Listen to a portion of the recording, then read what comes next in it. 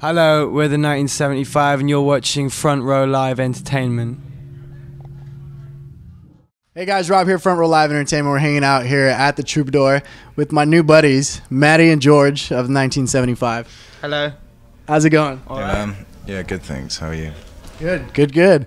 Now, yesterday was a big break for you guys. Tell me about your experience with Conan. Yeah, it was crazy. We had one of those moments where we're like, why are we here? We shouldn't be here. This is all too much. It was great, man. He's very tall.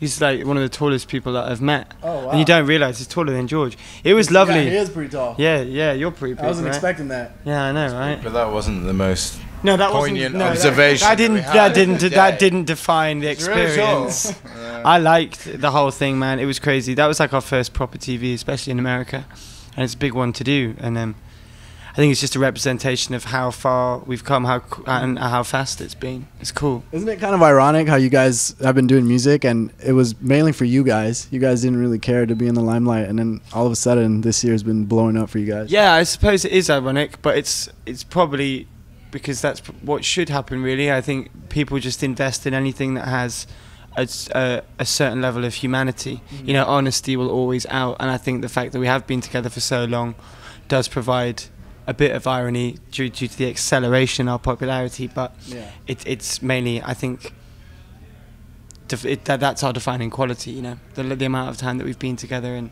how much we've been able to invest in the short time that we've been around in people's perception. Now, you know, we're getting really close to the debut album release. How different will the album be from the music that we've already been hearing, especially the singles Chocolate and Sex and The City? Well, it's different. In the UK, we put out like 4 EPs in it. So it was... Yeah, but those tracks you just mentioned, those are the ones that are on the album. Obviously, the singles from the EPs, they're on the album. But all the other tracks from the EPs were kind of put together after the album was actually written to surround the lead tracks from the EPs to kind of give a story and a prelude into the album. So it's not too dissimilar in terms of those tracks, but in terms of the record, it's quite big. It's quite ambitious. It's kind of romantic and just big kind of dressed up pop songs, really. There's a big stylistic polarity in everything that we do. I think it's expected of us for the album to sound slightly different from the other stuff. I wouldn't say sonically it sounds much different from the songs Chocolate or The City or Sex, but stylistically, like everything song to song, it's all different. And I also noticed on the album, track 10 actually, it's Robbers, and initially Robbers was the song back in 2009 that actually got you guys really heard. Got attention. So did that song change from doing my research? So did the song change from 2009 to the new album now, or? Yeah, not fundamentally, but yeah, style-wise, stylistically it changed a lot in regards to, and sonically it changed a lot, but the heart of that song and the core of that song was one of the first things that made us realise that we could actually be a real band. Yeah, so we wanted to... The first thing that was on the album? Yeah. The oldest song on the album. Yeah, the oldest song on the album as well. Yeah. And you guys are the main writers for everything for the band, right? So what's it like in the studio with you guys? Yeah, I mean, we don't really talk about how we write. We wouldn't like to subserviate the other guys' position in the band because we wouldn't be able to have the environment to write in if they didn't supply that for us. And we do write for them. What's it like being in the studio with us? I suppose we kind of think of ourselves a bit like Quincy Jones and Michael Jackson. That's what we go for. He's the producer. Sounds about right. George is hands-on, and George is a sound designer and is very knowledgeable about recording techniques and is very savvy in regards to understanding how he produces music. I stand there and dance, and he translates what I'm telling him and he actualizes it. And that's why we have a good relationship. But some producers like working with me because I do consider myself a producer. But I don't like to get my hands. I don't touch stuff. Yeah. I can like move faders, but I don't start like getting involved in like setting microphones up and stuff.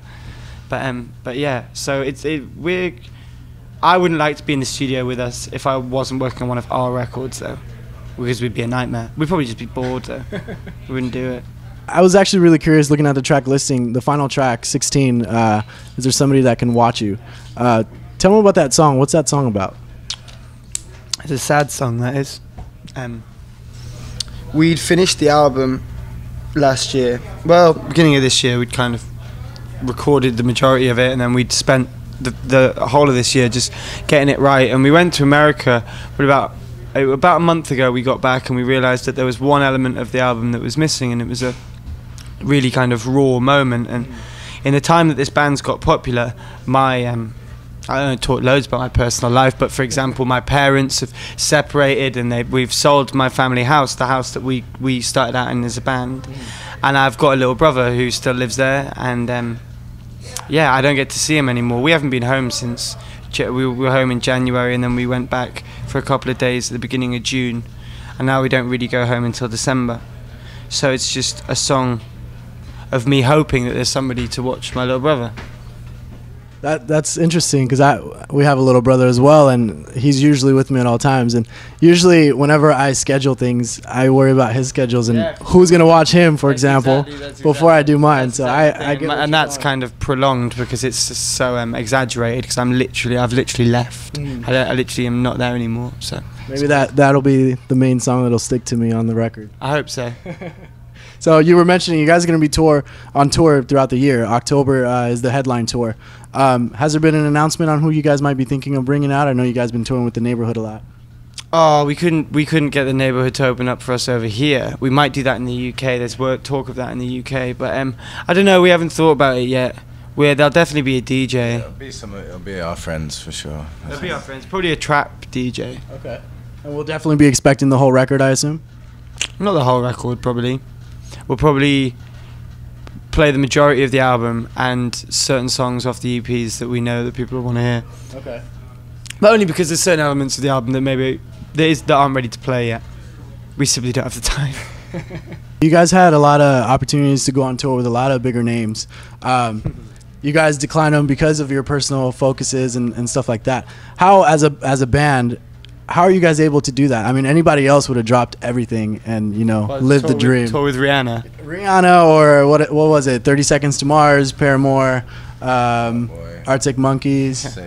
Yeah. The list goes on. That's crazy, right?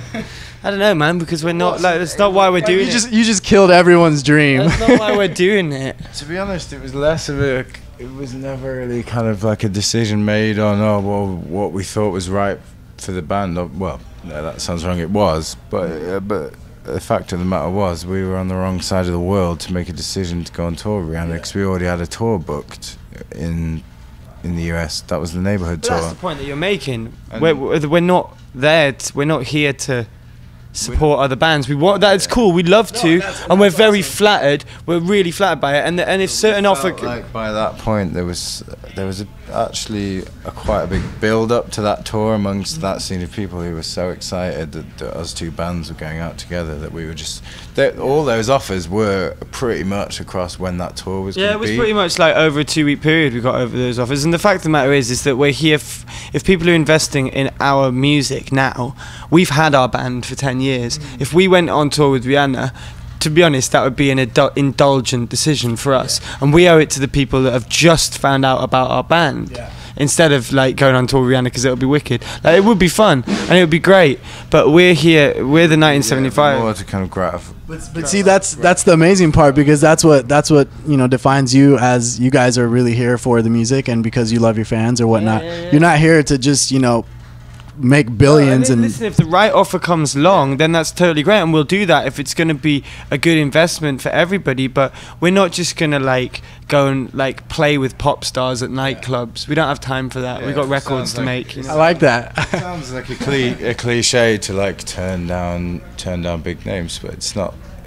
We didn't dramatically turn them down either. We were very much like, oh, thank you so much. Well, yeah, I'm sure that wasn't the case. We were scared about people kind of finding out that we weren't going to do any of these things. Partly logistically and partly because we would rather go out and play smaller shows and project ourselves doing our shows. That's good. Well, you have a couple of one-off shows right now. What are you guys going to be doing in between now and the October headline tour? Oh, dude, we're on tour the whole time. We go to Japan. So you guys are doing outside of the States? Oh, yeah. Well, we got huge tours in the UK, a big one in Europe. We just found out about going on the road with a very, very big band as a support one, which would be the first time we've actually toured with anybody in Europe, and we're going. Well, we're on tour until like well into next year. We've booked up every day. I don't have a day off till the 20th of December. So nice. Well, dude, keep doing what you guys are doing, and the music sounds amazing. Can't wait for the record. So go ahead, tell the fans out there why they should go ahead and pick up your debut record that's going to be out September 3rd. Oh, I wouldn't like. Art is very subjective, isn't it? So I wouldn't like to command anybody to listen to our music. But I think that if you've grown up as a kid, kind of searching for an identity, as we always say, then hopefully you'll be able to kind of relate to the story of the album. So. There you go. Yeah, the searching of within oneself to acquire a true understanding of what you want to project is a very relatable thing. So if you believe that, listen to our record, because there are elements of that are suggested in the narrative.